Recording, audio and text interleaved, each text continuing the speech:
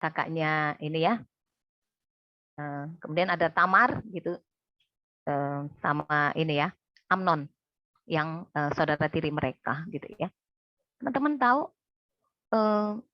ketiga anak ini, Amnon, Tamar, Absalom, mereka itu melihat bagaimana perilaku papa mereka ya.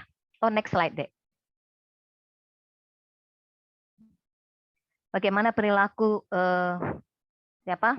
Daud ketika Daud melakukan perzinahan dengan Batseba ya. Mereka diperkirakan pada waktu itu kalau tarik mundur maka mereka sekitar remaja. Mereka melihat next slide.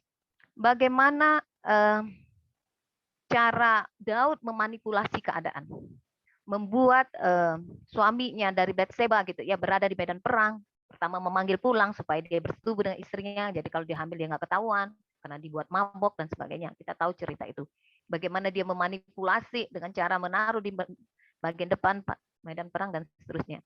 Dia mencoba mengkhianati panglimanya loh itu. Iyalah, pokoknya orang kepercayaannya dia juga. Itu ya.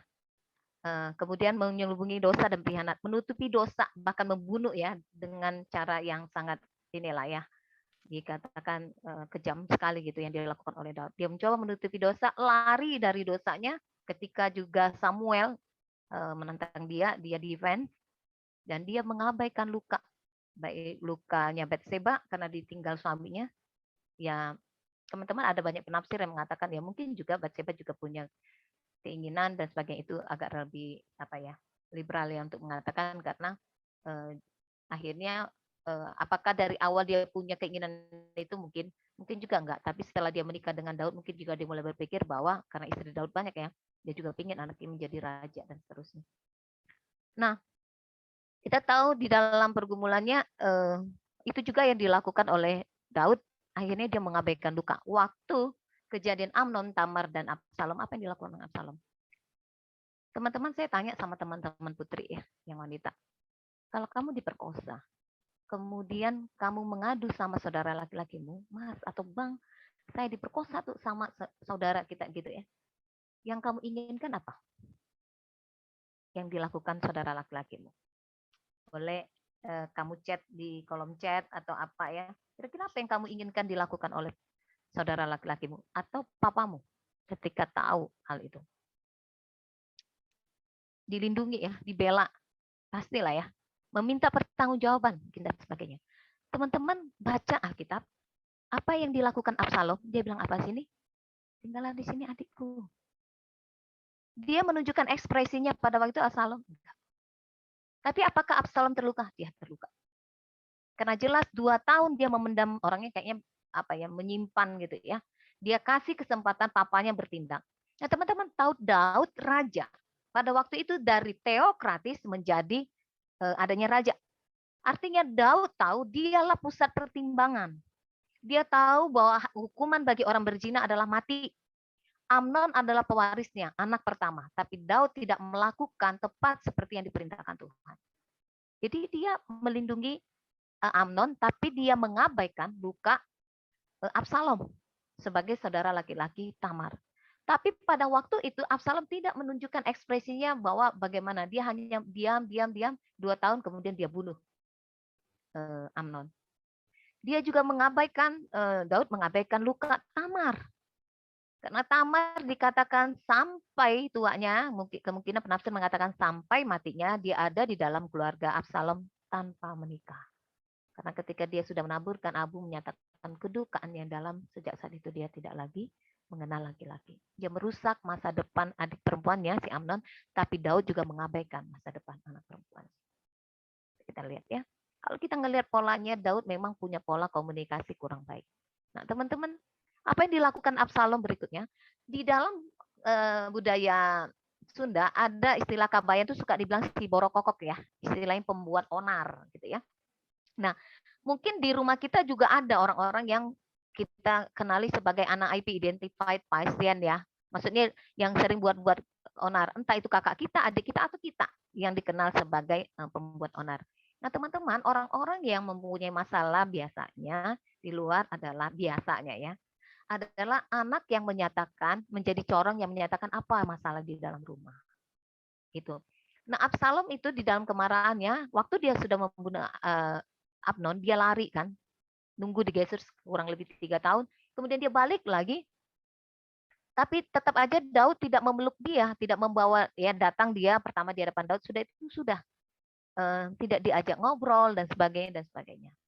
Nah, akhirnya kita tahu dia memberontak kepada papanya, yang pada akhirnya dia dibunuh oleh anak buahnya Daud juga ya, dalam kondisi hidup loh. Dia tergantung di pohon kemudian apa yang dilakukan Daud? Dia meratap bilang anakku Absalom, sampai si siapa? Kok jadi lupa ya nama panglimanya itu ya. Bilang nggak pantas dong kamu menangis gitu rakyat padahal itu musuh kita dan sebagainya. Teman-teman, sampai matinya saya mau bilang Absalom tidak pernah tahu bahwa papanya Raja Daud mengasihi dia. Yang dia tahu Daud diam aja. Daud tidak mengkomunikasikan bagaimana perasaannya. Tapi Absalom tidak pernah tahu bagaimana ratapan Daud begitu menyedihkan ketika dia harus kehilangan Absalom anaknya. Kenakalan, boleh kenakalan mungkin ya, pemberontakan yang dilakukan Absalom hanya untuk mengatakan satu kalimat saja, bilang, Daddy, I need your attention. Jadi ketika dia berulah, sebenarnya Absalom hanya mau bilang gitu, Daddy, I need your attention. Dia ingin ayahnya memperhatikan dia, memperhatikan sakit lukanya, memperhatikan bagaimana penderitaan saudara perempuannya. Oke, next slide. Akar semua itu jelas lah ya, kalau kita tahu itu Kejadian 3, terus deh, lanjut aja. Nah, di dalam next, ya, ke dalam Kejadian 3 kita tahu, maka terjadi apa ya, sebentar ya aku sambil ngapain baterai habis. Akibat dosa itu disebabkan ada dosa itu adalah universal ya. Universal itu ada dua dalam artian yang pertama, semua manusia yang lahir ke dunia kecuali Tuhan Yesus pasti berdosa. Yang kedua, secara universal itu segalanya, baik pikiran, perasaan, kehendak kita itu terdistorsi. Sehingga sama seperti Daud tadi. Daud tidak lagi bisa netral, objektif dalam mencintai Absalom ataupun Amnon. Dia harus memilih mana yang lebih apa. Dia mungkin juga menjaga kewibawaan dia sebagai sebagai raja juga. Dia nggak mau, sebenarnya dia tidak menerapkan apa kebenaran ya, karena dia tidak menghukum anaknya dan seterusnya. Nah, kasih itu menjadi seperti kasih Daud kepada Batseba itu menjadi nafsu dan sebagainya. Nah, teman-teman, semua pikiran, perasaan, cinta dan apa yang punya kita itu semuanya terdistorsi oleh dosa, sehingga kita tidak benar-benar lagi di dalam menjalin relasi itu dengan tepat seperti yang Tuhan maksudkan. Next.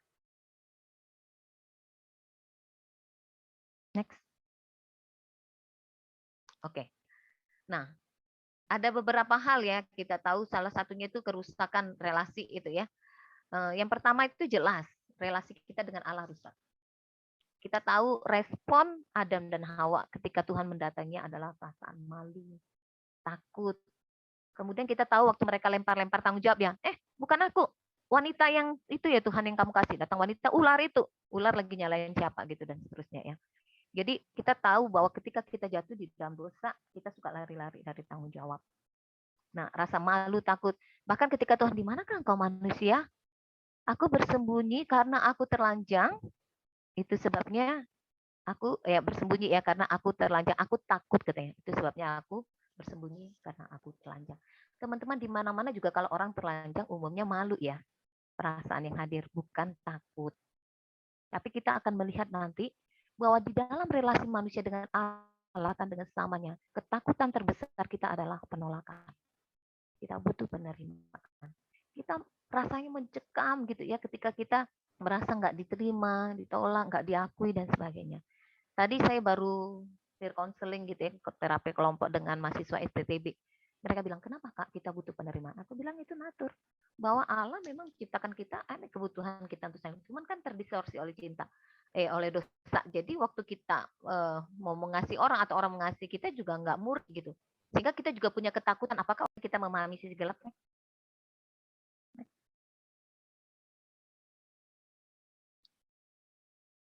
Apa dia ya, agak susah. Oke, next. Ya, semuanya aja deh. Ya, sisi gelap itu seringkali muncul dalam bentuk itu ya. Bagaimana perasaan tidak aman, rendah diri, kebutuhan untuk mendapat pengakuan. Nah, dari sini kita menemukan sering adanya toxic relationship gitu ya. Dulu sempat booming-booming topik-topik seperti itu. Kenapa orang suka apa ya mengeksploitasi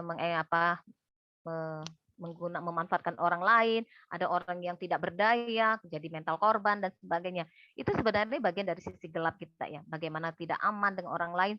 Tapi ekstrim ke ekstrim, ada orang dia yang bagian memangsa orang lain, tapi ada juga yang jadi korbannya, mentalnya mental korban dan sebagainya. Jadi baik satu dan yang lainnya tuh sama bermasalahnya. Jadi kadang orang suka bilang gini, kasihan tahu Kak, dia itu korban gitu ya, pacarnya itu suka menganiaya dia dan sebagainya dan sebagainya. Iya, saya bilang kalau dia konseling sama saya kan nggak bisa kontrol pacarnya. Itu kan di luar kendali kita. Yang saya akan tolong, kenapa perilaku pacarnya itu berkembang atau bertahan. Berarti ada sesuatu yang menyuburkan perilaku itu. Saya bilang, jadi kita nggak bisa ngelihat satu sisi aja. Jadi ketika kita melihat ada begitu ya, kasihan banget itu korban. Persoalannya kenapa dia mau jadi, kenapa dia tidak punya pertahanan to say no atau defense mechanism dia di mana gitu. Pertahanannya. Kalau dia nggak punya, berarti dia juga ada masalah sebenarnya. Gitu. Kita kan nggak serta-merta kan langsung berrelasi dengan orang. Kalau kita lumayan sehat secara emosi misalnya nih, kita nggak sengaja nih, kata teman saya gini, kenapa ya Riz, aku tuh sukanya sering sama bad boy. Oh ya, sukanya sama bad boy katanya. Nggak tahu ya, kayaknya ini apa aku nih memang wanita buruk ya? Aku bilang tidak selalu begitu, atau mungkin kau yang berpikir bahwa kamu tidak layak untuk mendapatkan pria baik. Nah itu yang kita harus cari tahu, kenapa kamu berpikir begitu, sehingga kamu berpikir udahlah cowok yang begini aja udah bagus lah untuk aku. Nah tapi ada ekstrim yang lain, orang berpikir dia harus dapatkan orang yang tinggi, jadi antara self ideal dia dengan nyatanya itu terlalu kejauhan. Nah itu yang biasanya narsistik ya. Tapi kalau ke bawah jadi terlalu rendah diri gitu ya. Oke, next slide. Ya, masalahnya gitu ya, disfungsi pribadi ada yang dari biasa saja sampai tingkatan akut. Semua kita pastilah deh ada masalah. Kita nggak perlu merasa diri kita tuh sendirinya orang yang paling buruk di dunia ini. Kenapa? Ya itu, karena kita manusia berdosa. Ya pasti semua orang apa. Jadi kadang kalau konseling saya bilang, aduh Kak saya sudah, lah emang yang di depanmu ini nggak berdosa, nggak punya masalah. Aku juga sama seperti itu yang Paulus bilang, duri dalam daging kita ada gitu. Sampai kita mati, kita terus berproses di dalam hal itu. Nah masalahnya kalau sampai tingkatan akut itu, teman-teman ingat nggak? Dulu ada, aku kemarin lihat lagi, nggak sengaja ngelewat, apa namanya ya? Aku cuma ingat dia karena orang Batak Sinaga itu yang di London yang dia eh, memperkosa banyak para pria gitu ya di Manchester ya, dia tinggal di situ. Mungkin teman-teman ingat ya beberapa tahun yang lalu ceritanya, dia memberikan kayak obat tidur gitu sama ininya mangsanya korbannya, kemudian dia perkosa dan seterusnya. Nah setelah ditelusuri ternyata dia adalah korban dulunya, korban pemerkosaan dari pamannya atau apa. Nah nanti kita akan belajar bagaimana tadi WL sudah bilang ya, kadang kita korban akhirnya kita menjadi pelaku ya. Nah masalah ini seringkali nggak disadari dan kebanyakan dari orang tidak sadar akan sisi gelap dan kepribadian itu yang mereka yang mengendalikan mereka. Next slide.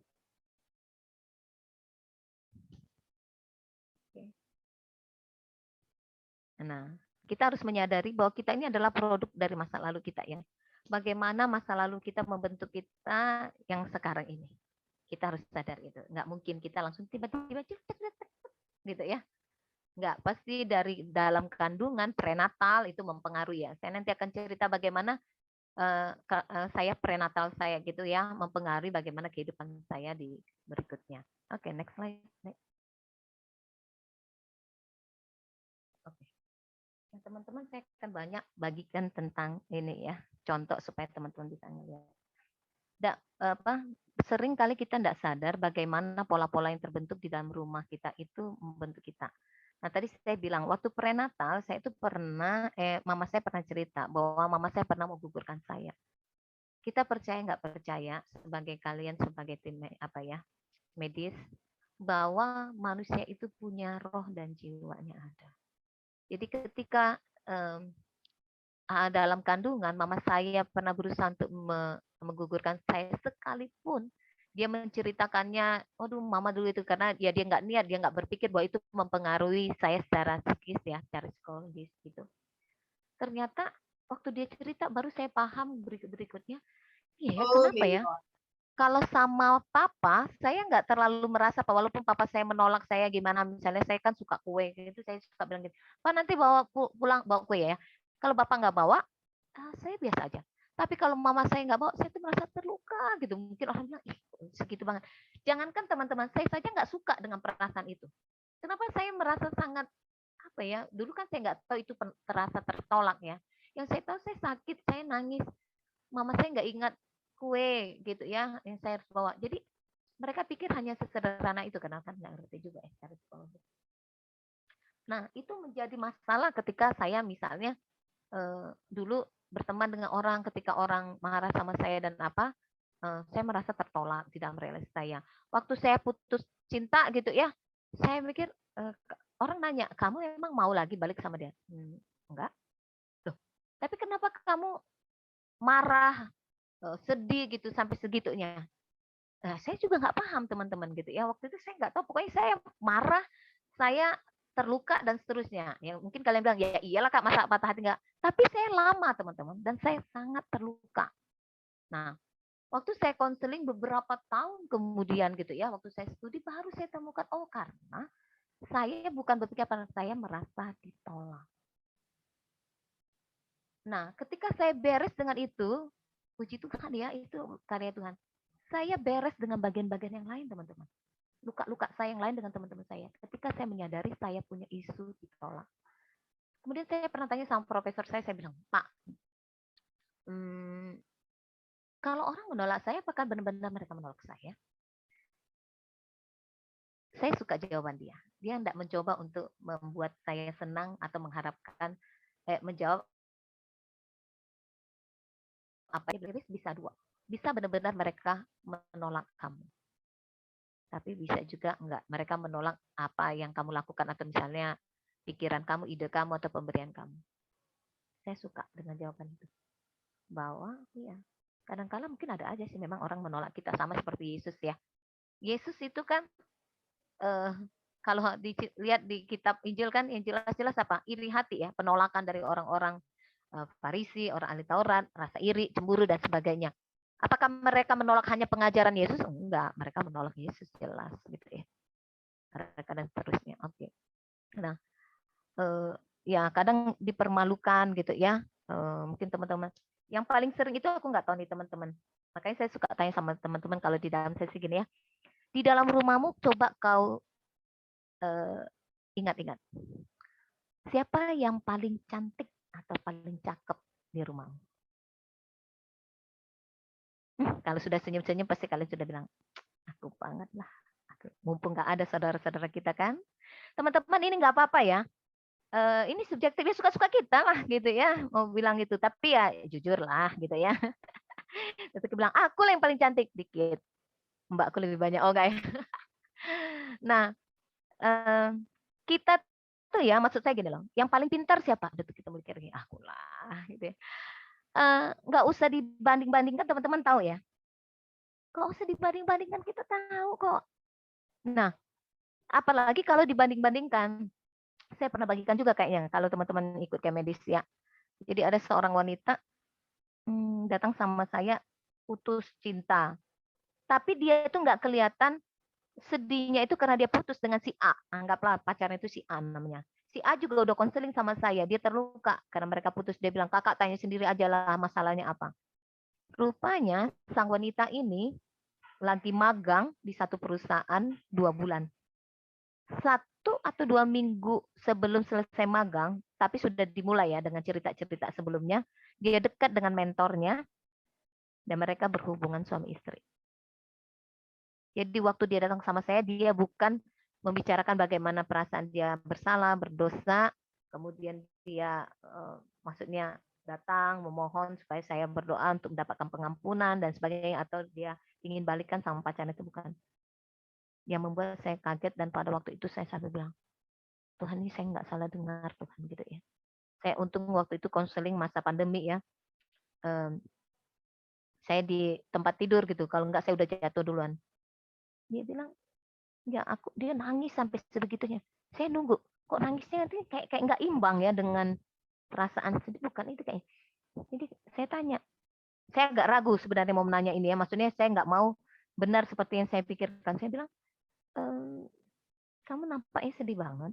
Ya kak, sedih banget katanya. Kenapa? Apa yang membuat kamu sedih? Aku sedih, marah. Kenapa kamu marah? Ya karena terakhir kami berpisah sama yang itu, yang mentornya itu, saya nggak merasa puas berhubungan seksual sama dia. Untung nggak jatuh tuh HP ya. Betul. Lama dari itu saya menangis. Dia bilang, kenapa kakak nangis? Karena hubungan saya sudah pernah kenal dia gitu ya, waktu dia di pelayanan mahasiswa. Saya bilang, karena kamu tidak menyadari keberdosaan. Saya bilang, dalam banget saya bilang, kamu nggak menyadari keberdosaan. Nah teman-teman, sebagai konselor, saya harus fair bahwa saya harus melihat akar masalah dia. Dia itu sebenarnya nggak secara langsung masukin terang-terangan dibanding-bandingkan, tapi dia tahu bahwa setiap orang datang ke rumahnya selalu memuji adiknya yang imut-imut, cabi gitu, yang kulitnya lebih bening, istilah kita sekarang ya, rambutnya lebih apa ya, lurus lah apa gitu-gitu dan sebagainya, bagus banget dan sebagainya. Adiknya selalu dipuji-puji, sama-sama cewek gitu ya, mereka 2 bersaudara. Anak ini enggak. Sehingga anak ini untuk mendapatkan pengakuan dia berprestasi di sekolah.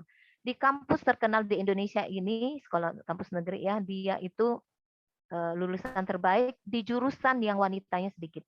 Enggak sampai 3, 2 kalinya dalam beberapa angkatan. Jadi dia tuh jurusan yang sangat unik lah gitu ya. Dan dia lulusan terbaik, jago main musik dan sebagainya. Banyak hal-hal baik yang apa maksudnya talenta karunia yang Tuhan berikan sama dia. Tapi itu tidak membuat dia merasa berharga. Persoalan dia muncul adalah masalah penghargaan diri. Sehingga saya tanya sama dia, apa yang membuat kamu bangga? Apa yang membuat kamu suka sehingga kamu jatuh ke dalam dosa? Itu tuh kayaknya edik gitu ya, sudah sampai nyanduk. Dia bilang, 2 hal yang kami dapatin. Dia suka sama cowok yang lebih pintar bagi dia yang mengalahkan dia. Saya pikir itu aja masalah terbesar dia, bahwa dia akan memacari pria yang lebih pintar dari dia, sehingga ketika pria itu dia taklukkan, dia bilang ini, kamu bisa pintar di dalam intelektual. Maaf ya, saya agak vulgar nih. Tapi di ranjang kamu takluk sama saya. Kemudian dia bilang, enggak kak, bukan itu yang paling utama. Yang utama apa? Saya merasa ketika pria-pria itu menggauli saya, maka saya bilang pria-pria ya teman-teman, karena bukan satu aja. Karena saya merasa diri saya cantik. Tapi setelah mereka melakukannya, saya ingin bunuh diri. Saya bilang, tapi lihatlah, ketika kamu berhubungan dengan pria itu, apakah itu memuaskanmu? Enggak kan?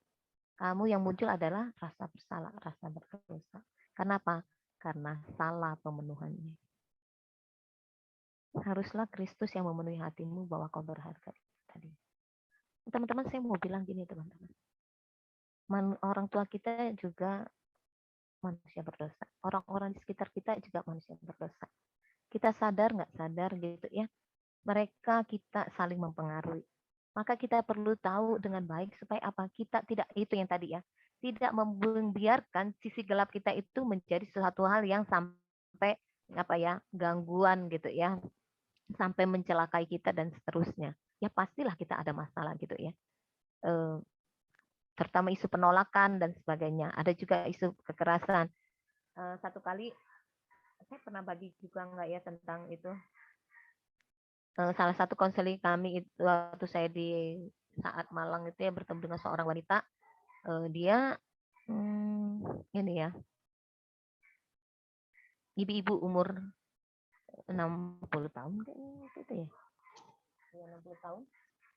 Dia tuh tidak merawat dirinya. Maaf ya, saya mau bilang dia membesarkan dirinya lah. Dia tidak tahu merawat dirinya. Kenapa? Selain apa, dia tuh terlalu sibuk mengurusi mamanya yang umurnya 80-an tahun. Ini mamanya ini Nelly loh, teman-teman, nenek lincah gitu ya. Keluar negeri dan sebagainya. Ini anak perempuannya ini yang bawa-bawain barang-barang dia, belanja sana sini keluar negeri. Shopaholic gitu si nenek ini. Ngeri ya. Nenek umur 80-an Sopalik itu anaknya kayak babunya. Bener teman-teman, kalau teman-teman lihat nggak nyangka dia anak orang kaya, nggak kelihatan apa-apa gitu. Kayak mbak-mbak ini ya, bener-bener berantakan dan sebagainya. Teman-teman tahu kenapa dia seperti menghamba sedemikian rupa kayak apa bajikan dengan apa ya hambanya gitu ya. Waktu mamanya hamil dia, papanya kena kanker. Waktu dia lahir, papanya meninggal. Jadi dianggap anak ini pembawa sial. Dia dititiplah ke neneknya, dibesarkan di sana. Bagaimanapun teman-teman saya kasih tahu, bagaimanapun sama nenek penuh kasih sayang, tetap ruang di dalam hati anak itu butuh kasih sayang papa mamanya. Kalau papa atau mama kita meninggal, sekalipun dia tidak ada, cenderung anak-anak bisa menerima. Tapi kalau biasanya karena perpisahan, karena perceraian, anak-anak cenderung seringkali menyalahkan dirinya seolah-olah itu karena mereka. Jadi ruang itu masih kosong sehingga dia itu masih butuh ruang pengakuan tempat di mana dia ada di hati mamanya. Nah dia berusaha lah untuk terus. Jadi dia mau melakukan apapun yang penting dia nempel sama mamanya. Bahkan ketika dia sudah nenek-nenek loh. Umur 60 dia udah punya cucu.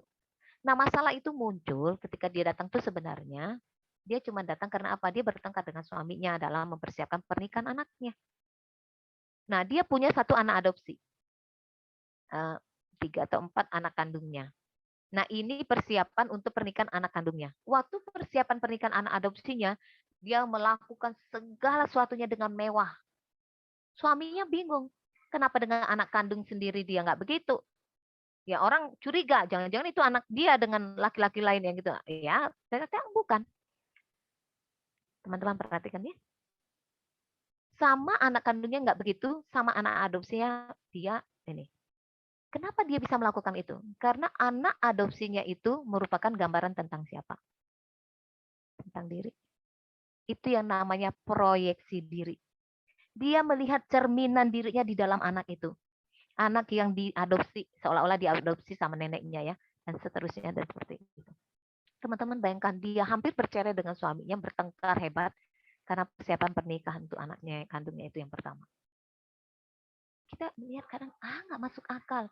Siapa yang bilang penghakiman dan segala sesuatu masuk akal? Memang nggak masuk akal. Memang nggak masuk akal teman-teman. Ada banyak hal ini. Belum lagi diskriminasi ya orang merasa dan sebagainya yang tadi ya dihakimin. Tidak diterima apa adanya. Jadi seringkali gini. Saya pernah bagikan juga kali ya. Anak itu, anaknya ada satu ya perkantas juga itu. Anaknya tunggal gitu ya. Nggak kuat di eksak. Tapi kuat di seni. Marah sekali papanya nih. Dia sampai gitu-gitu dia cerita gitu ya waktu di konseling staff ya, cerita. Dia bilang dari keluarga kami tuh Kak Riris tidak ada orang yang tidak ada yang pintar eksak. Semua eksak. Teman-teman tahu saya mengcounter dia sederhana sekali. Saya bilang gini. Kak, anak itu anak siapa? Anak saya lah Kak Riris. Semua yang lain pada ketawa kan. Kak Riris ini ya anak dia lah gitu kan. Iya. Emang bisa lahir sendiri? Maksudnya, coba pikirkan, itu anak sendiri atau anak berdua? Anak berdua. Sama istri kan? Ya. Nah, kan bisa. Nggak mirip kamu, mirip mamanya. Mungkin mamanya kuat di seni. Iya juga sih katanya. Kuat nggak di eksak mamanya? Enggak. Dan kamu juga sama menghina istri gitu-gitu. Dia ketawa-ketawa. Kok tahu? Ya seperti kamu menghina anakmu kurang lebih sebenarnya kamu nggak terima juga istrimu kan. Cuman mungkin dugaanku ya karena dia cantik. dia punya kelebihan-kelebihan yang lain, ya kan? Kamu nikahi dia kan? Gue bilang, wah jadi ketahuan katanya. Jadi bagaimana dia pikir saya akan membela dia apa anak ini pemalas gitu ya, dia push sampai sedemikian rupa anaknya. Kamu harus kuat di sini ini sini. Papa itu loh, semua om tantemu gitu ya, juara fisika, juara kimia, apa segala matematik dan sebagainya. Saya bilang mungkin dia niru mamanya. Dia kuat di seni, otak kiri atau otak kanan yang paling kuat gitu kan. Saya bilang sama dia, kamu lupa itu anak berdua loh. Nah, saya menemukan banyak kisah kasus-kasus begitu, bagaimana orang tua nggak fair melihat anak gitu loh. Sekali labeling itu muncul ya, mama malu-maluin, kamu ini anak siapa sih? Papa aja nggak gitu, mama nggak gitu. Untuk anaknya nggak bilang gitu. Jadi anak siapa? Ya untuk anak-anak sekarang kan suka ngejawab-jawab begitu kan ya. Kalau kita apa dia balik tanya gitu kan, ini anak siapa? Ya nggak tahu lah, papa mama lah yang tahu saya anak siapa gitu ya. Repot gitu ya. Ponakan saya aja kan itu kadang suka mulai melawan, ngeri juga ya anak zaman sekarang ya. Kita dulu ya, aku bilang sama kakakku, nggak usah dimarahin, cukup papa agak memiringkan kepala, ngeliatin agak melototin, udahlah. Udah jangan cari-cari perkara gitu. Tapi anak-anak zaman sekarang mana bisa lu pelototin balik gitu ya. Malah kemarin nggak sopan ponakan lu. Nggak usah tegang kali lah mukanya marah-marah katanya. Maaf ya, dia bilang bahasanya lebih vulgar, anak sekarang memang kurang ajar banget. Dia bilang kayak kayak apa dia bang? Kayak kolor baru aja, mukanya tegang banget. Kurang ajar gini. Nggak sopan. Ya anak-anak zaman sekarang. Nah, belum lagi kalau kita marah dia langsung nyanyi. Tante jangan marah-marah, nanti kamu lekas tua. Saya bilang ini kebanyakan nonton TikTok gitu ya. Teman-teman, banyak hal yang di dalam kita tuh ya. Ada lagi satu anak, kisahnya itu dia diperkosa sama, ini pengabaian ya, sama kakak laki-lakinya. Kemudian waktu dia ngadu sama mamanya, dia bilang, kakak beginiin saya. Tahu mamanya bilang apa? Ya sudahlah, itu kan kakakmu sendiri. Anak merasa dikhianati. Ada juga anak pernah dilecehkan juga oleh bapak tirinya, mamanya bilang, tapi nggak sampai diperkosa kan, gitu ya. Dan anak itu juga terluka. Nah teman-teman saya tidak tahu apa pengalaman teman-teman. Kalau saya punya pengalaman juga di sekolah, yang saya pernah juga sampaikan bahwa merasa dianggap bodoh, bukan dianggap bodoh, gimana ya? Dia bilang tuh kata-kata guru saya itu gitu karena saya pakai seragam putih biru, putih hitam, sementara seragam sekolah waktu itu putih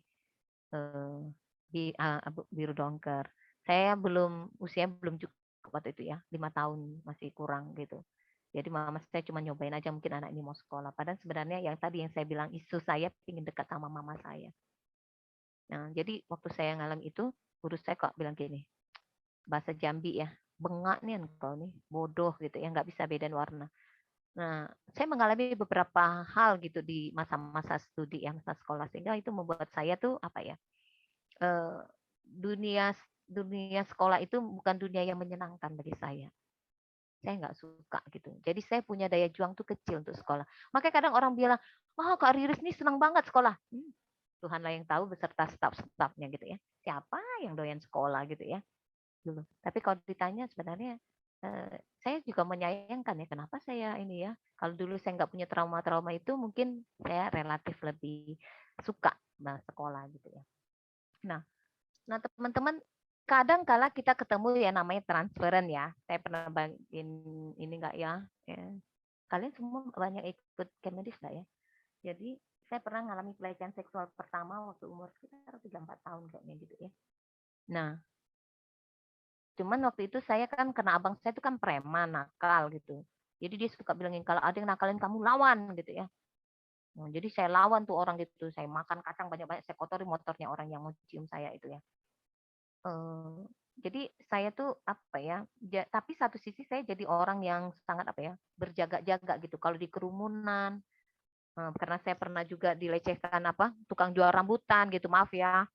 Rambutan itu dia sentuhkan gitu ke payudara saya masih SMP kayak gitu ya, kelas 1 kalau nggak salah gitu. Waktu saya teriak, ah orang-orang di sana nanya, kenapa dek? Saya masih ingat tuh wajah tukang rambutan itu ya, wajahnya itu kayak wajah-wajah pemerkosa yang handal, yang profesional apa, kayak seolah-olah gini, teriak aja kamu, ayo apa, mau lagi kayak gitu loh, kayak yang eh, ya teman-teman bisa tahu lah ya wajah kita punya kesepakatan antara ekspresi orang gitu. Saya mikir gini, kalau saya yang kasih tahu, apakah orang-orang akan membela saya dengan cepat? Saya berpikir apa, saya malah jadi tertawaan ya, karena saya melihat itu teman-teman dia juga seputaran situ ya. Akhirnya saya membatalkan, tapi saya marah ngempet gitu ya, kemarahan saya gitu.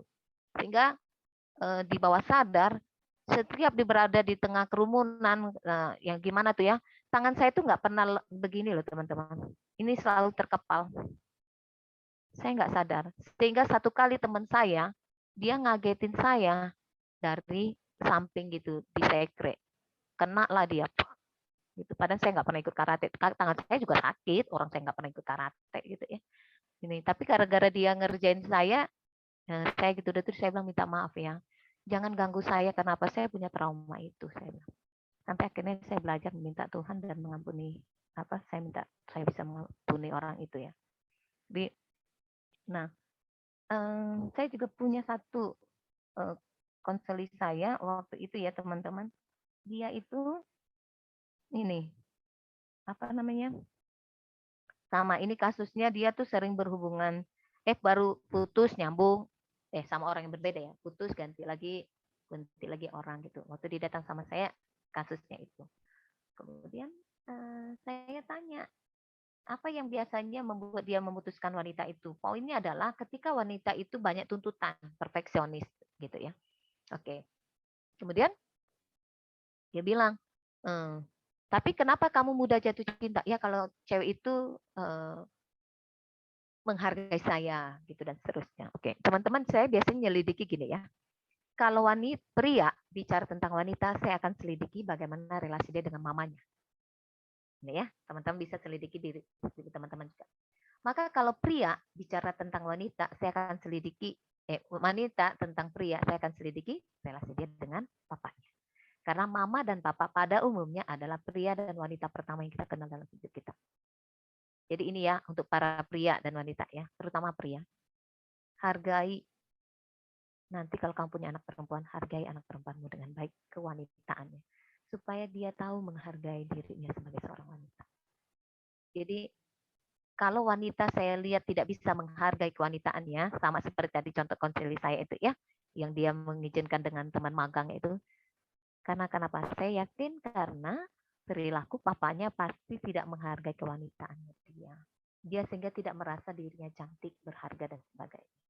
Sekali lagi kita bilang, oh ini papa yang salah. Ya namanya juga manusia berusaha, papanya juga nggak tahu kalau begitu akan menghancurkan anaknya dan sebagainya ya.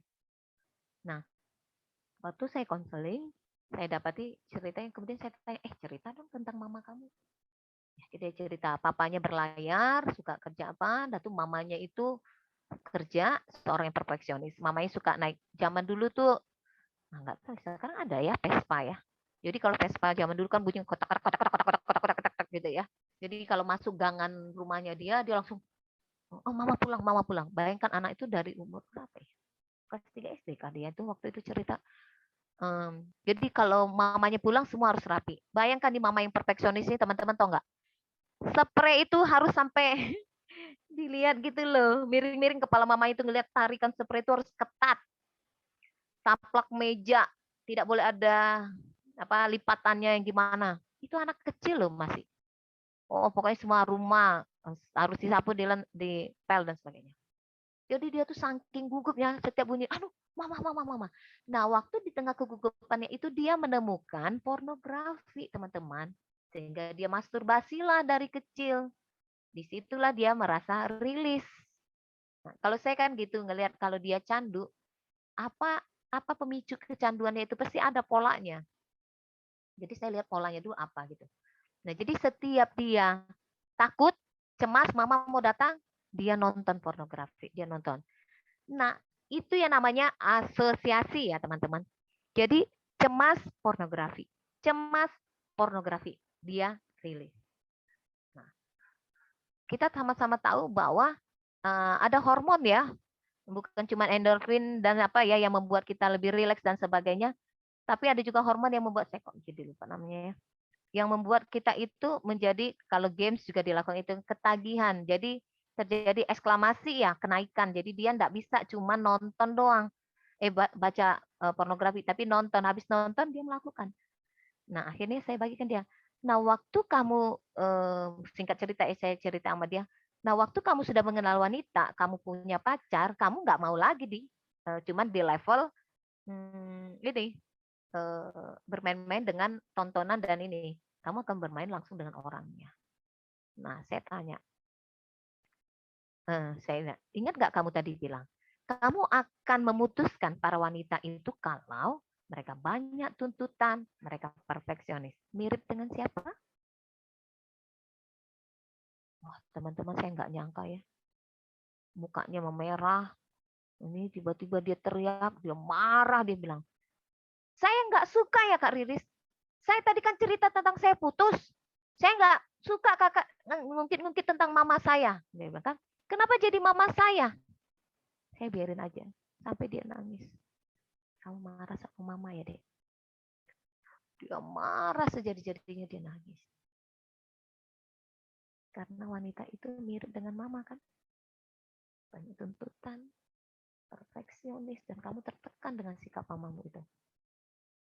Tapi kamu harus ingat bahwa wanita-wanita itu bukan mamamu. Sehingga kau tidak boleh memperlakukan mereka. Sama mama mungkin kamu tidak bisa to say no. Tapi sama wanita-wanita itu kalau mereka menuntutmu, kau bisa bilang, maaf, aku nggak bisa. Ngomong-ngomong, aku mau tanya, apa sih tuntutan mereka? Teman-teman tahu nggak? Tuntutannya nggak banyak, teman-teman. Maksudnya biasa lah, kalau udah pulang malam, cewek itu minta diantar pulang lah karena takut. Dan hal-hal yang umum lah, bukan hal yang terlalu berlebihan. Nah, dia juga jadi gampang jatuh cinta, teman-teman. Ketika orang membaiki dia, menghargai. Kan mamanya nggak bisa menghargai dia. Jadi kalau wanita itu menghargai dia dan apa, dia gampang jatuh hati.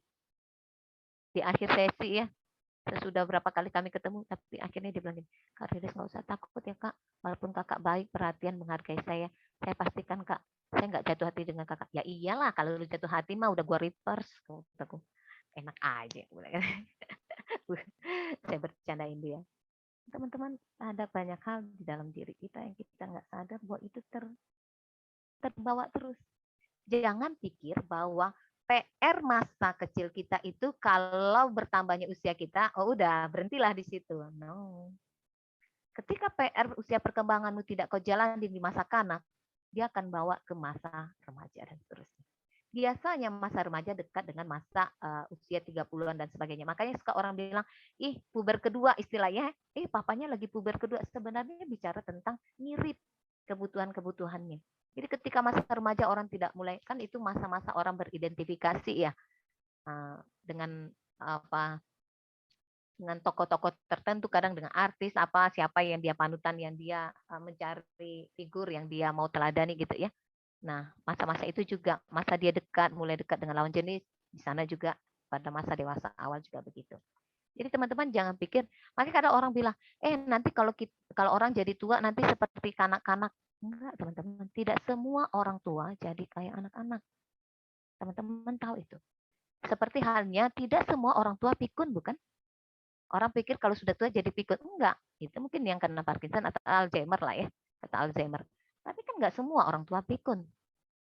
Nah, jadi tidak semua anak-anak orang tua kok tingkah lakunya balik ke kanak-kanak. Enggak. Karena mungkin masa kanak-kanaknya enggak selesai dulu. Sehingga PR itu terus dia bawa sampai tua. Nah, persoalannya secara fisik itu lebih gampang dicari ya kan. Anak umur sekian kok belum bisa jalan ya, belum bisa ngomong. Kita langsung mendeteksinya.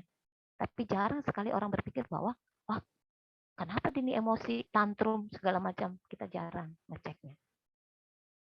Gitu. Satu kali datang ke ruang konseling saya, teman-teman. Dulu saya pernah ngalami ini, ngelihat anak-anak PMK berpacaran, kemudian besoknya tuh cowok tuh kok penuh cakar-cakaran ya mukanya ya. Nah ini bukan toxic relationship lagi ya.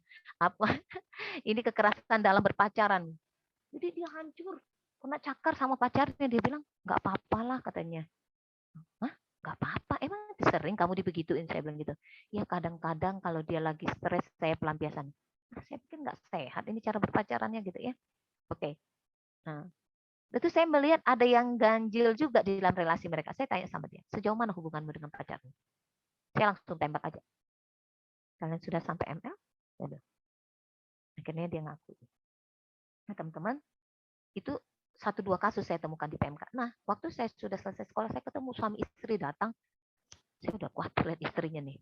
Dia kadang manipulasinya dia seolah-olah kerasukan gitu ya. Wah, dia lihat di ruang konseling saya di jendela, dia bilang, mereka datang, mereka apa? Tapi kan saya juga punya pengalaman dengan orang yang kerasukan. Kerasukan kok kayak gini ya? Dia hempas-hempas kepalanya teratur dan pelan-pelan kayak takut kejedut sakit gitu loh. Orang masih bisa merasakan. Harusnya kalau orang kerasukan nggak kayak gini. Saya pikir saya tahan kepalanya kan saya takut juga dia mati di ruang konseling saya gitu ya. Nah, suaminya. Waktu itu saya suruh gantian ngomong. Pas mereka pegang kartu, siapa yang pegang kartu ngomong. Nah, waktu suaminya dikasih kartu, harusnya suaminya ngomong, istrinya eh, apa ya? Nyamber-nyamber gitu ngomongnya gitu ya.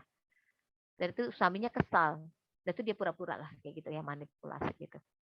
Ini namanya borderline, teman-teman, borderline bisnis. Nah, waktu dia begitu, maaf ya, dia pakai rok pendek, dia tarik tuh roknya ke atas gitu ya, sampai celana dalamnya BH semua kelihatan apa. Dan tuh suaminya bilang, tau nggak teman-teman apa? Udah biasa, nanti juga duduk sendiri. Awalnya saya kan karena baru pengalaman dengan ini ya, orang seperti ini depan saya langsung gitu, ya udahlah. Saya tahan kepalanya, kemudian pelan-pelan saya ambil tangan saya biarkan dia di lantai, saya duduk berhadapan dengan suaminya, sambil ekor mata saya ngeliatin dia. Tiba-tiba benar, duduk duduk lagi dia, duduk manis. Kemudian dia ngambil makeup dia bilang gini, maaf ya Kak Riris ya, saya kalau habis nangis begini, saya kayak tuyul Mbak Yul, dia benerin dong, saya pakai pensil alis, mata apa dia dulu ya, jadi dia duduk manis pakai lipstick dan sebagainya. Kemudian tahu apa yang dikatakan wanita itu? Nanti tahu nggak Kak Riris? Di rumah dia pasti nagih deh dia. Kalau sudah saya ini saya puaskan dia diranjang dia mah diam katanya. Teman-teman, saya belum berkeluarga, tapi saya sudah mendengar hal-hal yang begitu. Saya bilang, saya ya profesional lah teman-teman, sok-sok gimana gitu kan. Oke, saya bilang saya tahu ini saya harus reverse ini konseling saya ini sama konselor yang sudah menikah.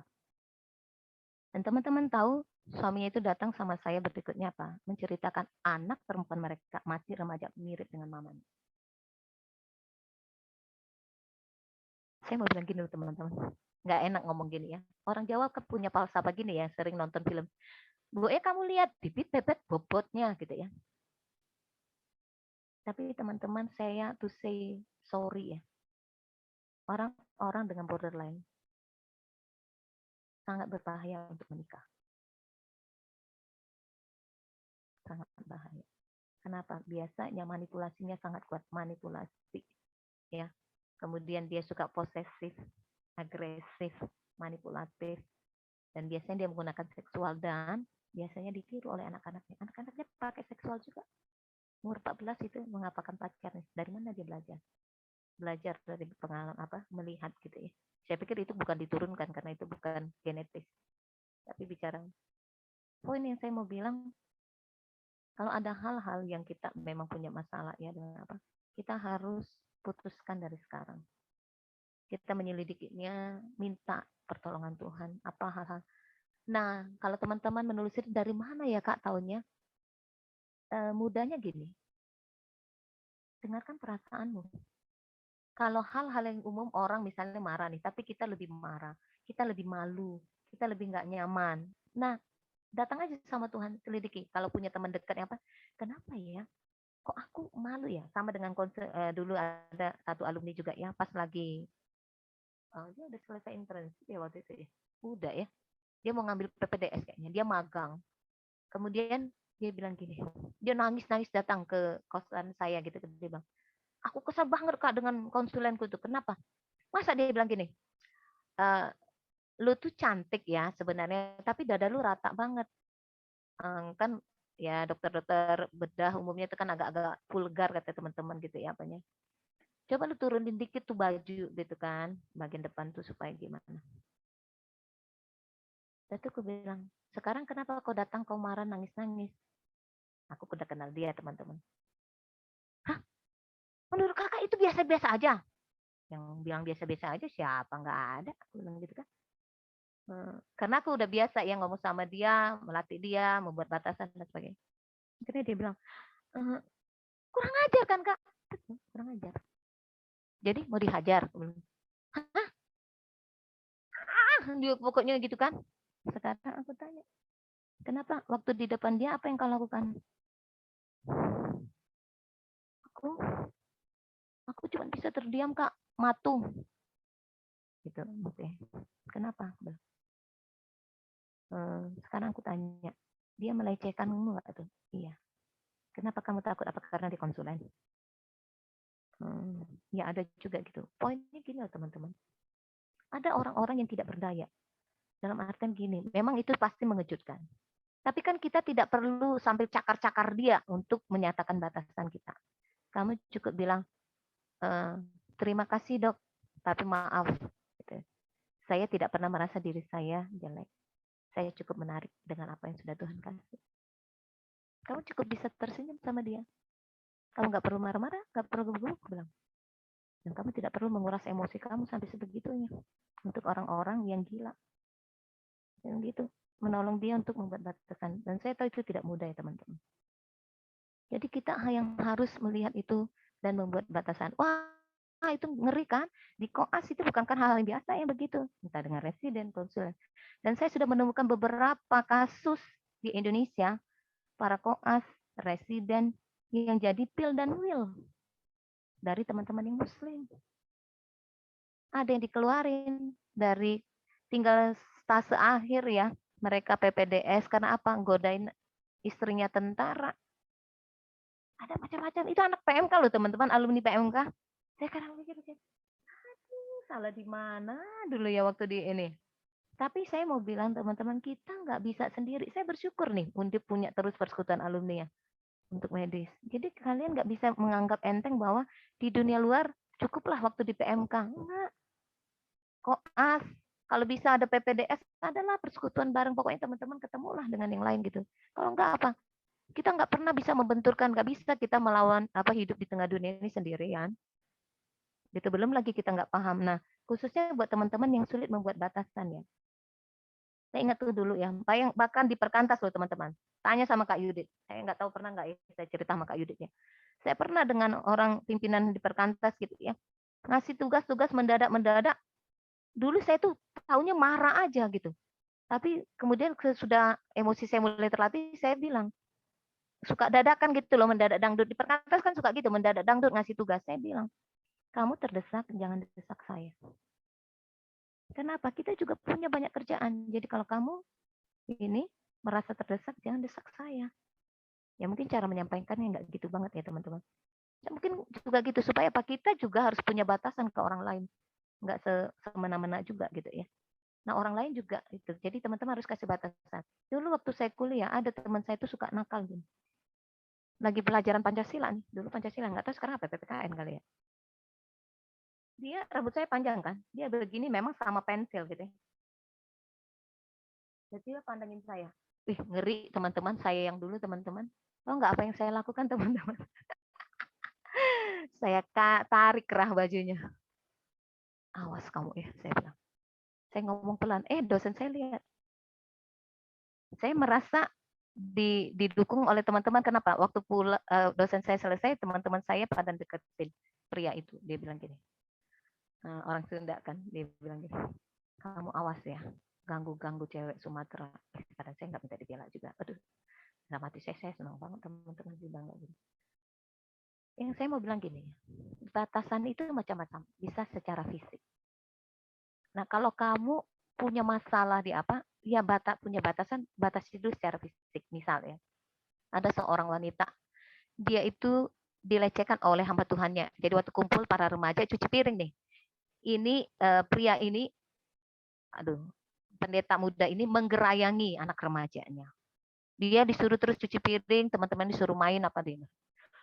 Dia marah setengah mati sampai waktu dia menikah, dia bilang sama suaminya, kamu boleh pegang apa aja tubuhku kecuali satu hal itu, payudaranya dia.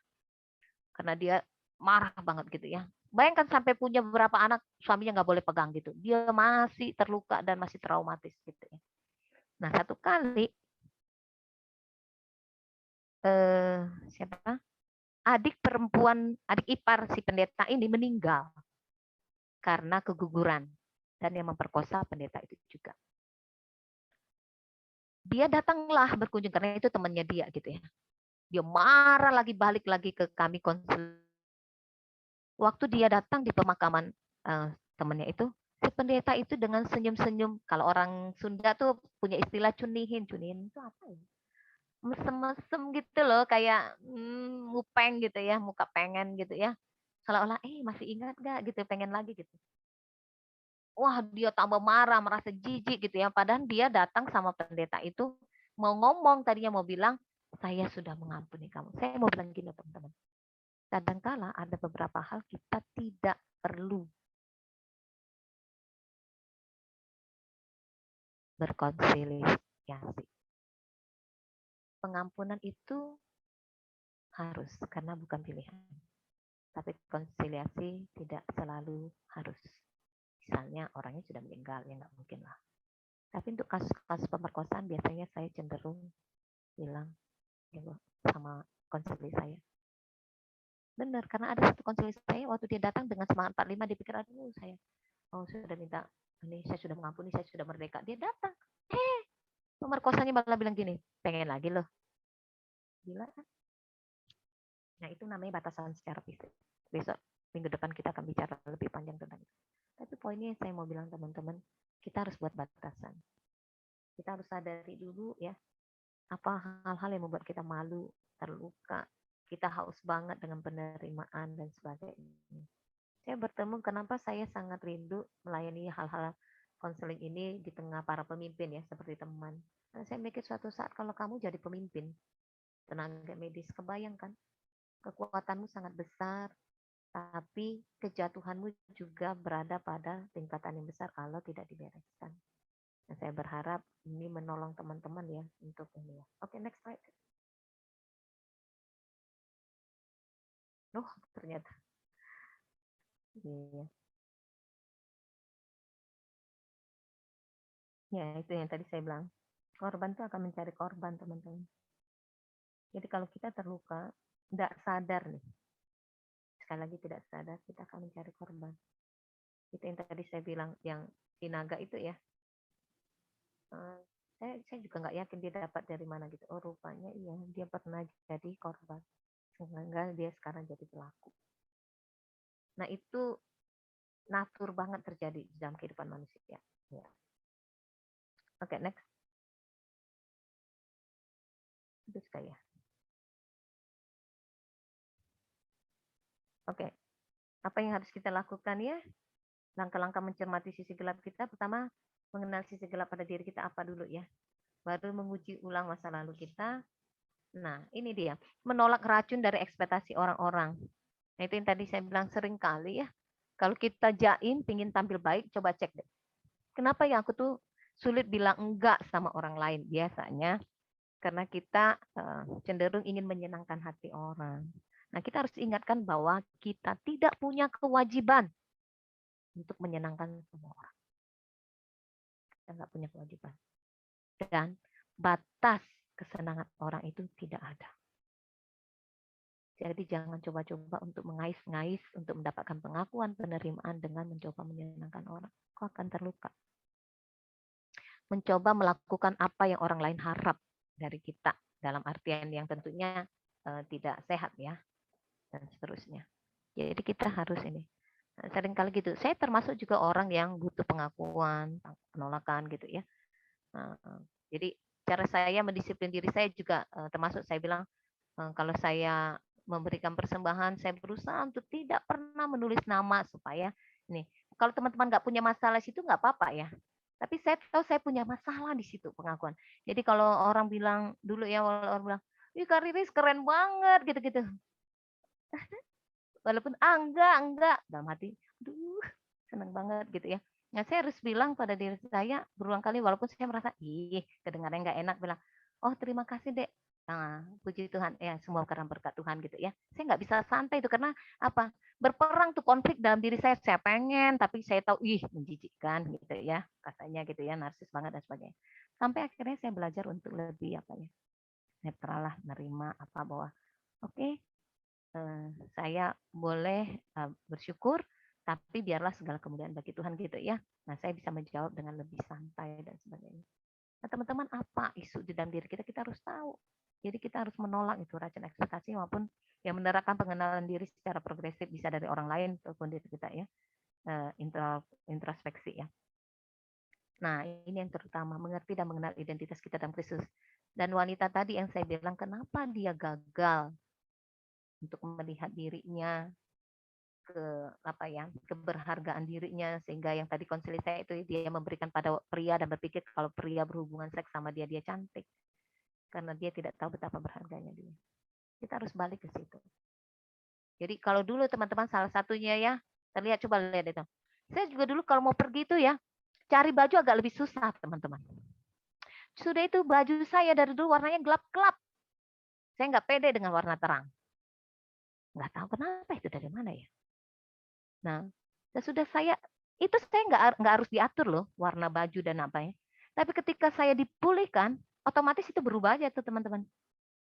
Saya nggak terlalu peduli kalau misalnya ya dalam kondisi pandemi, bukan karena apalah ya, misalnya aduh nggak ada ini, nggak harus mengusahakan gitu pakai baju yang gimana, apa ya udah apa yang ada gitu, santai aja dan seterusnya. Pakai sandal ya ada. Kalau dulu mungkin berpikir aduh masa yang kayak gini, memang lah ya kita jangan saltum juga gitu ya, tapi nggak mikirin apa pandangan orang, apa kata orang, apa nggak pusing gitu loh. Jadi lebih menikmati. Kalau dulu karena tadi kan saya bilang isu saya takut dianggap bodoh, saya menolak loh teman-teman pelayanan di ITB. Bertahun-tahun saya menolak karena saya takut dianggap bodoh. Tapi setelah saya belajar tahu bahwa saya itu hamba Tuhan. Bagian saya adalah memberitakan firman. Mereka dengar atau tidak dengar, itu pekerjaan Tuhan dan urusan mereka dengan Tuhan. Dari situ saya mulai. Nah, Tuhan izinkan satu kali saya khotbah di tengah para konsulen di rumah RSAS gitu ya, dan residen pada waktu itu. Dan sesudah saya khotbah, saya baru sadar, wah kalau saya yang dulu kerasa saya nggak akan mau, saya akan tolak berbagai macam alasan dan sebagainya. Tapi ini saya mengerti kenapa. Saya hamba Tuhan. Mereka adalah sama seperti yang lain gitu. Manusia berdosa sama dengan saya, mereka butuh firman. Nah, teman-teman, efeknya itu loh maksud saya, dampaknya itu luas dan dalam. Kalau kita nggak selesaikan, teman-teman bayangkan. Dan teman-teman, saya selalu diketawain dulu kalau saya bilang, Kak Riris, mimpi Kak Riris apa sama kami yang medis apa? Ada di antara kalian yang jadi menteri kesehatan. Saya bilang pengambil keputusan, para dosen apa-apa. Ya nggak semuanya lah klinisi. Mereka bilang, kakak ini mimpinya ketinggian. Saya bilang, kenapa mimpi ketinggian? Saya bilang, mimpi itu harus tinggi lagi. Saya bilang, saya mau bilang teman-teman, kenapa saya bukan gila jabatan apa ya? Saya cuma bilang kita harus ada di tengah-tengah orang apa pengambil keputusan di negara ini. Kalau enggak apa, siapa yang mengubah wajah medis ini gitu ya? Dulu aja Yohanes Lemena aja bisa berada di tingkatan ini ya kan? Satu-satunya mungkin anak Tuhan pada waktu itu yang medis yang terkenal ya. Oke, gitu. Next slide.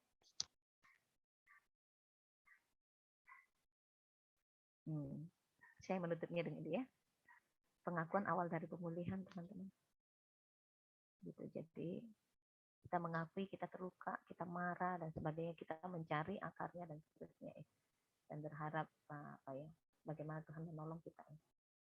Itu yang bisa saya sampaikan. Saya tutup dulu ya dalam doa ya, nanti baru tanya jawab kali ya. Atau mau tanya jawab dulu? Gimana nih WL-nya?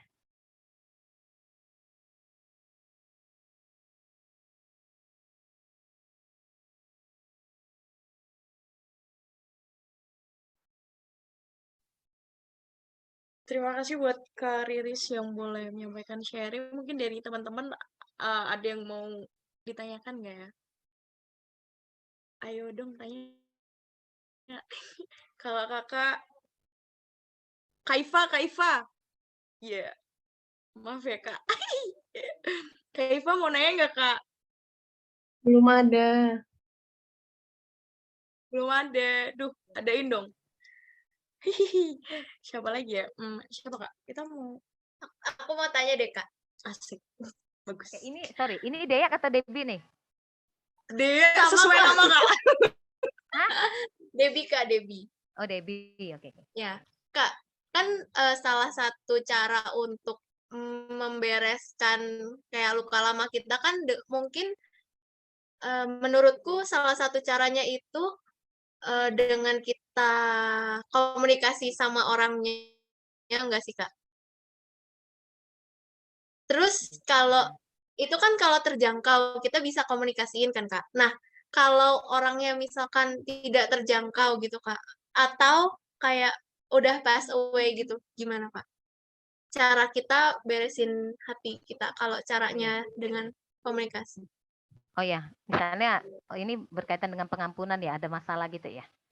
Nah, Iya, Kak. kalau yang PSW itu biasanya nih ada kemarahan sama papa, mama tapi udah meninggal gitu ya, atau paman apa. Saya biasanya cenderung bilang, kamu maunya apa? Buat surat apa? Tuliskan aja. Kemarahanmu mungkin apa, dan pelepasan pengampunan ya sudah simbolis ya. Simbolis mungkin bisa sudah itu kadang email tapi nggak pernah dikirim lah, sudah itu di-delete lah, atau surat kemudian ya udah dilepaskan, dibakar dan seterusnya. Jadi ada simbolis aja yang dilakukan melepasnya. Tapi kalau orang yang terjangkau itu yang tadi dibilang kadang kala nih tidak semuanya itu perlu dikonsiliasi. Ya teman-teman bisa setuju atau enggak ya, tergantung kasusnya. Nah atau kadang kala gini, ada juga orang pernah gitu diamin saya lama bertahun-tahun, sudah itu dia bilang gini, Kak Riz, boleh nggak saya malu, jangan tanya sama saya kenapa dulu-dulu saya diamin kakak. Saya hargai, saya hormati, ya udah yang penting dia selesai. Saya nggak harus kepo-kepo banget kan, naik sama dia. Ayo kenapa kamu gitu, kamu harus tanggung jawab, kamu harus ngomong, kamu sudah. Ya, dianya juga udah merasa tersiksa, paling kalau dia sudah merasa sejahtera dia akan cerita. Tapi saya hargai itu. Ya udah kalau dia tidak mau, dia mungkin merasa malu ternyata dia salah gitu menilai. Ya masa kita ungkit-ungkit ya kan? Ya udahlah. Gitu. Jadi kalau orangnya terjangkau, nah sama dengan mama saya waktu itu ya, saya juga merasa agak merasa bersalah juga ya. Waktu itu saya bilang, Ma tahu nggak Ma, waktu itu ya sebenarnya aku nih terluka. Mama tuh kalau kita ngomong tuh suka ngabaikan gitu Bu, ya sibuk sendiri. Mama aku tuh sampai melihat aku gitu, maaf ya nak ya. Nah akhirnya mamaku tuh kan gampang ngantuk. Jadi waktu kami cerita dia terus mentolo gitu ya. Mentolo benar nggak sih? Bahasanya benar ya? Mentolo melototin gitu loh. Atau gimana ngomongnya? Bahasa Jawanya. Nah, jadi dia ngelototin gitu kan supaya maksudnya dia nampak serius mendengar aku bilang, Ma, itu dulu lah, aku sekarang udah beres dengan itu, nggak masalah. Jadi kadang-kala ya kalau kita udah beres, perlukah kita ngomong kecuali itu demi kebaikan dia ya? Menurutku gitu. Jadi jangan sampai kita terjebaknya gini. Kita merasa pingin membereskan karena kita pingin dia tahu dia pernah melukai kita. Karena kita pingin dia merasa bersalah. Kan sering gitu ya. Kita bilang gini, tapi karena kita ingin memberi pesan rasa bersalah sama dia.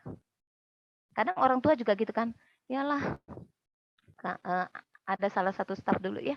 Mamanya itu papanya meninggal karena mereka balik kampung, kemudian mamanya luka patah tulang gitu. Jadi dia bilang, iyalah kalau anak-anaknya nggak mau membantu, dia bilang, aku nih janda, kalian tuh nggak merhatiin, padahal suami meninggal aku berjuang demi kalian. Jadi mamanya selalu memberi pesan rasa bersalah, sehingga anaknya itu nggak boleh kerja di luar kota, selalu harus bersama dengan mamanya, merengek, bahkan mamanya nggak peduli jam 12 malam mama anaknya itu disuruh pulang dari Bandung, bayangin anak perempuan pergi ke tempatnya itu sekitar 7 jam dari Bandung, ngeri banget.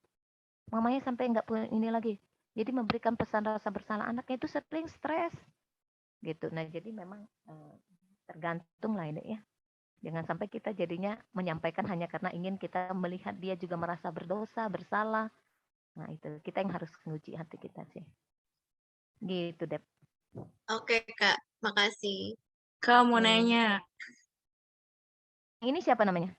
Iya. Oh iya, oke deh ya. Apa tadi, Kak? Oh, indikator. Bukan. Parameter. Oh iya. Parameter kita bilang kalau misal kita ada masalah sama orang, terus kalau ditanya gimana kamu sama dia gitu, terus dari sini tuh bilang, oh aku udah mengampuni dia kok gitu. Tapi di luar itu kadang masih ada yang ngerasa kayak gitu Kak. Itu parameternya kita bisa dibilang kita emang udah pulih dan benar-benar udah lepas dari itu apa ya Kak? Nah, sih Kak. Kalau masih juga kayaknya belum lah ya. Dalam artian ini, cara kita pulih bahwa kita sudah nggak dikontrol oleh isu kita ya. Bedanya gini, misalnya nih, kalau dulu aku waktu ya akan berdaya loh. Apa tinggi. Jadi aku menuju penembak gitu ya. Aku nggak mau nunjukin gitu kan. Wah gitu. Ini kalau ada kakak rohani saya dulu ada Bang Erik gitu ya. Dia sekarang di Kudus. Kalau dengar saya ketawa pasti dia bilang, wanita ketawanya nggak feminin katanya. Jadi dia bilang gini, tadi lagi ngomong apa tuh kan terdistraksi lupa lagi tadi. Bentar-bentar aku ingat dulu. Ngomong apa tadi dia? Kamu bilang oh parameter ya. Nah, gini, kalau kita merasa dulu kan misalnya sakit banget gitu ditolak gitu. Sampai akhirnya tuh dia itu tidak mengontrol kita. Misalnya gini, walaupun saya tetap sakit karena merasa tertolak, tapi itu tidak membuat saya sampai ambruk atau disfungsi. Nggak sampai segitunya lagi. Jadi paling gini, iyalah, saya mengajukan bantuan, ini ya bantu, enggak, misalnya bilang, oh ya udah, kalau nggak mau. Ada nggak? Ada juga, deret, gitu. Tapi nggak sampai, ya udah, sudah itu berlalu. Nah itu tuh, sampai akhirnya itu kita lebih rileks. Nah misalnya nih, soal ini ya, pengakuan gitu ya aku ya. Jadi kalau dulu kan aku sangat inilah dengan haus dengan pengakuan gitu ya. Jadi ketika orang tidak melakukannya, tidak bilang terima kasih, bisa lebih santai. Sampai gini, kalau aku melakukan suatu hal kebodohan di depan umum, kalau dulu ngeri banget loh. Aku sampai cubit pahaku loh. Malu gitu ya, supaya aku menyalurkan rasa maluku gitu dengan, ih kasihan banget nih kaki ya. Dicubit-cubit gitu ya. Bahkan diriku sendiri, aduh, malu gitu kan. Nah, kalau sekarang misalnya aku malu gitu ya, melakukan kebodohan, misalnya mengajukan pertanyaan atau sesuatu pandangan yang sebenarnya orang lain mungkin nggak kayaknya tadi sudah disampaikan dari. Kalau aku dulu kan malu, paling aku bilang, oh iya ya, terlihat bodoh. Paling aku cuma begitu doang ngomongnya pada diriku dan pada orang. Atau kalau dulu orang bilang, Riz, gila lu, apa ya, masih kelihatan muda aja, cantik gitu. Kalau dulu aku bilang gini, enggak biasa aja gitu. Padahal seneng sebenarnya dalam hati, tapi nggak sanggup menerima pujian teman-teman gitu. Nggak sanggup menerima pujian, jadinya apa? Malahan bilang enggak, biasa aja gitu kan, jutek. Sekarang dibilang begitu, bilangnya apa? Lu makin jujur aja. Orang yang bingung, ngajar nih orang katanya. Atau, wah udah berkurang ini, udah berkurang gitu ya. Jadi apa ya? Tahapannya gini loh, ya. Dari yang tadinya mungkin menolak, jutek apa sampai bisa menanggapi dengan santai, sampai kita bisa merespon tuh dengan bahkan melawak atau apa ya, dan mentertawai diri kita dengan santai. Kalau kita tuh sudah sampai tahapan bisa mentertawai diri kita, biasanya kita udah merdeka banget, santai. Maksudnya kita nggak peduli lah gimana gitu, merdeka banget lah. Dan orang bisa melihat itu loh. Almarhum Mas Gunawan kalau sempat kenal ya, ada staff ini ya, Solo. Sesudah aku, ini aku kan nggak sadar, sesudah aku selesai konseling dan apa itu dia bilang gini, Riris, tahu nggak apa yang berbeda dalam diri kamu? Apa Mas Gun? Kamu nampak lebih merdeka. Gila nggak? Bayangkan teman-teman, sebelum saya konseling rata-rata foto saya kayak pas foto, tahu ya pas foto ya? Kan bisa kelihatan tuh. Kalau sekarang bisa hahaha gitu. Saya takut dulu kelihatan gigi saya. Saya takut nggak nyaman gitu, apa ngomong tuh kadang ngapain gini gitu ya. Nah, sekarang mah bodo amat, orang mulai gigi mau apa, sebodoh teuing kata orang Sunda, bodo amat gitu ya. Ya udahlah. Jadi sampai begitu tuh, sampai kita merasa mereka. Masih nggak kadang ada gitu, ada. Bedanya dia nggak sampai mencengkeram kita, sampai kita tuh sampai apa gangguan lah, disorder atau apa gitu ya, nggak sampai gitu. Gitu tuh. Menjawab nggak? Oke, Kak. Berarti sampai semuanya terasa biasa aja gitu ya, Kak? Ya nggak sampai mencekam, mungkin walaupun ada tapi dikit lah, maksudnya nggak sampai gimana banget gitu. Baik. Ini kayaknya terima kasih Kak untuk jawabannya. Ini kayaknya Kak Mary mau bertanya, silakan Kak. Ya, baik. Saya izin bertanya terkait ini Kak. Gimana sih sikap kita ketika kita sudah mengampuni orang yang berbuat salah di masa lalu kita, udah mengampuni dia gitu. Tiba-tiba ada orang baru yang berbuat kesalahan yang sama pada orang yang di masa lalu kita kayak gitu. Sehingga membuat trauma itu muncul. Dan gimana cara untuk pertanyaan kedua, Kak, gimana cara mengampuni diri kita sendiri dengan pilihan yang kita ambil di masa lalu sampai kita bisa merdeka? Oke, sebentar. Saya Mungkin mau itu aja. klarifikasi dulu. Yang pertama itu ya, Mer. Kita udah ngampuni si A misalnya ya. Kemudian muncul pribadi si B. Dia melakukan kesalahan yang sama seperti yang dilakukan si A. Apakah begitu? Iya. Nah, dia Iya, melakukan benar. si B sama diri kita. Oke. Kayak misalnya si A ini berbohong kayak gitu kan Kak. Nah, kita nggak suka dibohongi, tapi ternyata si B yang udah kita kenal lama tiba-tiba berbohong lagi. Jadi kita nggak bisa percaya sama orang kayak gitu. Itu kalau aku bisa ini ya, Mer, kemungkinan nih, itu area sensitif. Saya tuh masalahnya tuh hal tidak suka dikhianati. Nah, saya melihat saya tuh kalau dengan area-area itu saya sangat sensitif di situ. Nah, jadi maksudnya gini, mungkin kalau memungkinkan, Mary temukan itu apa. Misalnya, dibohongi itu mungkin ada yang lebih dalam lagi, bukan cuma perbuatan si A, si B ini. Tapi ada di masa lalu mungkin saja kebohongan-kebohongan yang dilakukan itu dan membuat kita marah. Nah, tapi ada juga begini kayak aku ya, aku nggak suka lihat bapakku terlalu marah. Nah, tapi selain aku nggak suka lihat bapakku marah, aku sedih karena kemarahan itu ada dalam diriku. Karena aku nggak suka itu ada dalam diriku, jadi aku ini lebih lagi marah. Gitu. Nah, tapi mungkin coba dicek ya, mungkinkah sebenarnya kamu punya pengalaman yang lebih dalam daripada apa yang dilakukan si A? Sehingga si A dan si B ini adalah semacam cermin kalau kita ngaca itu ya, yang membawa kita pada masalah kita yang sebenarnya. Kita ketemu tuh dengan masalah yang sebenarnya mungkin di dalam jauh yang tidak kita sadari atau sesuatu yang ingin kita lupa. Kita pernah merasa dihianati, dibohongi gitu ya, dan seterusnya. Coba dicek itu, minta berdoa aja, minta Tuhan pimpin ya. Mudah-mudahan bisa menemukan itu atau mungkin nanti suatu waktu kamu merenungkan apa, kamu temukan. Nah, yang kedua, yang kedua tuh apa? Apa, Mer? Yang kedua, Mer? Gimana cara mengampuni diri sendiri dengan pilihan yang kita buat Di masa lalu ya? Yang kita ambil di masa lalu yang menurut kita itu salah gitu Kak. Jadi masih ada rasa bersalah untuk diri sendiri. Cara mengampuni diri sendiri hingga bisa merdeka itu gimana? Dampaknya masih ada nggak sampai sekarang? Masih. Jadi kayak takut untuk mengambil pilihan gitu. Iya.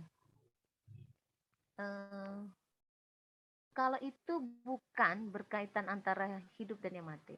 Sorry, bukan aku mengecilkan masalahmu ya. Mohon tidak salah mengerti. Bukan masalah suatu hal yang vital. Kau harus bilang pada dirimu memang bahwa Mer, kau dulu misalnya nih nggak sengaja memilih itu.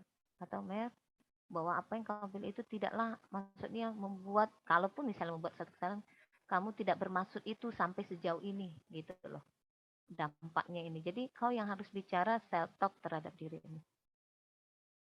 Jadi dan mulai belajar untuk menerima hal-hal yang bisa diubah, apa hal yang tidak bisa diubah. Kalau ada tulisan yang menarik itu ya, Tuhan beri aku hikmat untuk Tuhan beri aku keberanian untuk mengubah apa yang bisa dapat kuubah, kerelaan hati untuk tidak menerima apa yang tidak dapat diubah ya, dan hikmat untuk membedakan keduanya. Jadi kalau itu pun berdampak sampai sekarang, dan ada bagian-bagian yang sudah sama sekali tidak bisa diubah, itu tentu harus diuji ya. Ya, kamu harus belajar menerimanya. Yang bagian itu nggak bisa. Tapi kalau ada yang masih bisa diubah, lakukanlah. Dan minta Tuhan hikmah untuk membedakan kedua hal itu. Karena ada bagian-bagian yang memang kalau sudah terlanjur, ya tidak bisa. Ya kalau sudah di situ, percayalah. Tapi aku yakin kalau itu bukan suatu hal masalah keselamatan apa-apa, belajarlah untuk mengampuni. Karena mungkin, kenapa kita sulit mengampuni diri kita? Biasanya tuntutan deh. Tuntutan pada diri kita sangat tinggi. Kita harus belajar mengasihi diri kita. Dulu ya, aku nggak sadar loh, bahwa aku baru menyadari ketika tuntutan pada diriku tinggi, sebenarnya aku melakukan standar yang sama untuk orang lain. Seperti itu. Dan itu baru aku sadar gini, misalnya sederhana aja. Dulu kan aku suka diomel karena anak bungsu ya, apa? Jangan berantakan apa-apa. Jadi dulu tuh aku mencoba merapikan semua barang dan aku memastikan rapi itu bukan karena suka cita, suka rapi dan sebagainya. Tapi awalnya itu karena apa? Aku nggak mau diomelin gitu. Nah, gitu. Jadi di bawah sadar aku cepat menghakimi orang aja kalau orang naruh nggak rapi, beres apa-apa kayak gitu tuh. Langsung tuh sensitif gitu. Nah, ketika aku belajar menerima misalnya waktu aku kuliah di saat aduh, waktu tuh sampai sedikit kali waktu tidur gitu ya. Tidur aja ngelembur, kadang sampai jam 4 tidur cuma 2 jam, kuliah lagi dan sebagainya. Aku belajar untuk menerima bahwa kalau aku nggak sempat membereskan tempat tidurku, ya udah nanti aja Riris. Nah, waktu aku belajar menerima diriku, nggak apa-apa sekali waktu kamu berantakan Riris. Aku melakukan hal yang sama di bawah sadarku, itu tersetting tersetting secara otomatis ketika aku memberi penilaian pada orang lain. Jadi coba di ini ya Mer ya, belajar menerima untuk hal-hal yang tadi yang tidak bisa kamu ubah dan memang harus kamu terima konsekuensinya. Dan percayalah berjalan bersama Tuhan, Tuhan gak akan biarkan kamu sendiri. Kalau itu bukan suatu hal tentang keselamatan dan pilihan yang aku rasa jalannya selalu ada jalan keluar dan ada berkas cahaya ya, pengharapan di dalam Tuhan untuk kamu bisa lalui itu dan kamu peroleh kemenangan ya, walaupun mungkin awalnya bukan sesuatu hal yang kamu mau gitu. Jadi kamu jalani aja. Tapi ingatlah tadi, belajar menerima apa yang tidak bisa kamu ubah. Paling itu yang Kak Rizka. Baik, Kak. Terima kasih, Kak. Oke, Mer. Tuhan tolong kamu ya. Amin.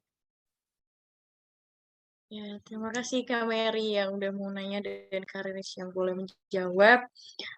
Teman-teman yang mau tanya atau mau konsul ke Kak Riris, boleh banget ntar kontak Kak Riris saja karena keterbatasan waktu, mohon maaf sekali ya teman-teman.